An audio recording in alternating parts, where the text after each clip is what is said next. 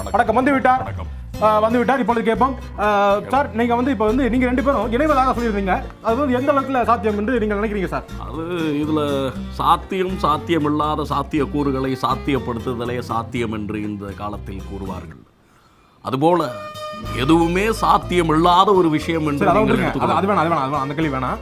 இப்போ வந்து நீங்க 2 பேரும் இணைகிறீங்க அப்படின்னா அது ஆன்மீக அரசு முன்வைக்கிறார், நீங்க வந்து வேற ஒரு இது வைக்கிறீங்க. ஆன்மீகம் இப்போ இந்த 2 எப்படி நீங்க வந்து இதாகும் நினைக்கிறீங்க? அது ஆன்மீகம் என்று கூறப்படுகிறது. ஆன்மீகம் பிளஸ் ஆத்திகம் இஸ் ஈக்குவல் டு ஆந்தீகம்.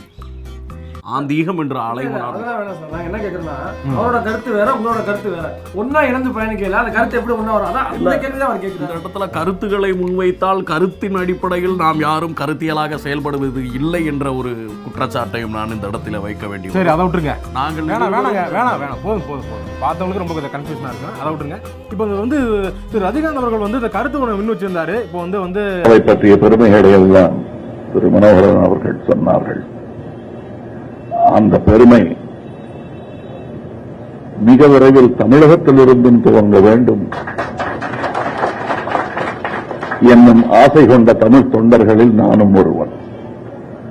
அதை நோக்கிய பயணம் அடுத்த மாதம் துவங்கவிருக்கிறேன். அந்த பயணத்தில் எனக்கு நிறைய புரோக்கர்கள் கிடைப்பார்கள் என்ற நம்பிக்கை எனக்கு இருக்கிறது. இங்கே இவர்களுடன் நான் வைத்துக்கிருந்த உறவு ஆரோக்கியமானது, கடமை மாறாதது, இருதரப்பிலும். அதனால்தான் இந்த உறவு நீடிக்கிறது.